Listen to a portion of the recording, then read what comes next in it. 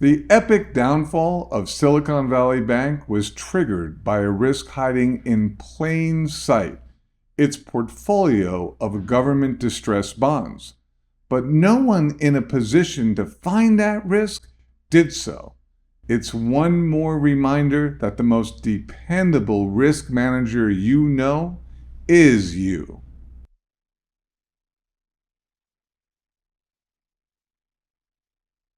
Economic uncertainty means you have to keep up with what's happening. Make sure you subscribe and we'll keep you in the know.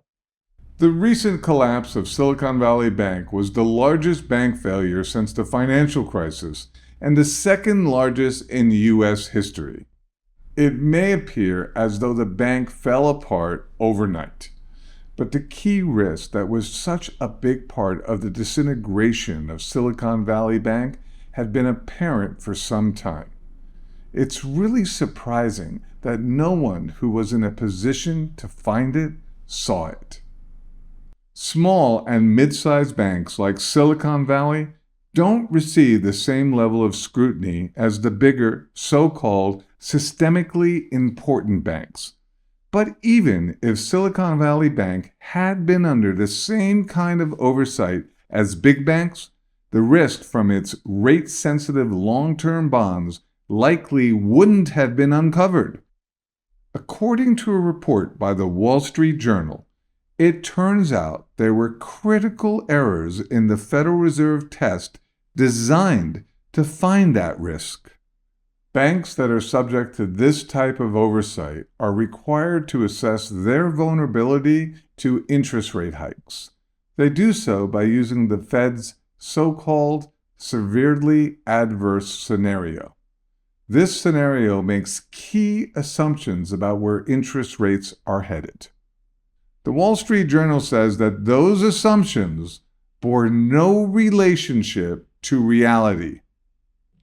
According to the scenario, banks assess their risk using interest rates much lower than what they actually are. For example, the scenario asked banks to assume a 3-month Treasury rate that would be near zero by the end of the third quarter.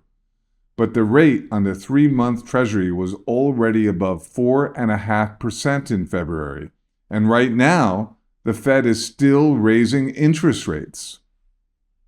As for the 10-year Treasury yield, the scenario assumed it would be at just 0.5 point by the end of June, but as of February, it already was close to 4%. So as the Wall Street Journal concluded, stress testing wouldn't have saved Silicon Valley Bank.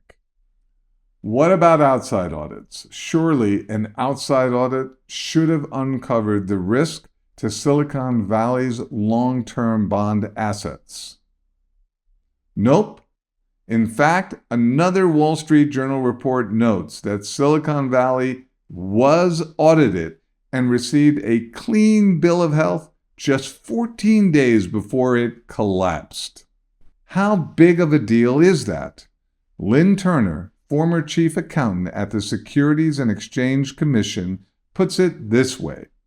Common sense tells you that an auditor issuing a clean report, a clean bill of health, on the 16th largest bank in the United States, that within 2 weeks fails without any warning, is trouble for the auditor. The auditors did cite potential loan losses as a so-called critical audit matter, but they missed the unrealized long-term bond losses. Eric Gordon, a business professor at the University of Michigan, summarizes the puzzling auditor behavior this way. The auditors failed to mention the fire in the basement or the box of dynamite on the first floor, but they did point out the peeling paint on the flower box. How could they miss the interest rate risk? But miss it they did. That, in addition to the flawed nature of the Federal Reserve's stress test, means when it comes to managing risk in the financial system, depositors and retirement savers should look to themselves as the first line of defense. That's why I suggest you take the time to learn more about what's really going on in the economy by attending our exclusive one-on-one web conference at AugustaPreciousMetals.com/webconference.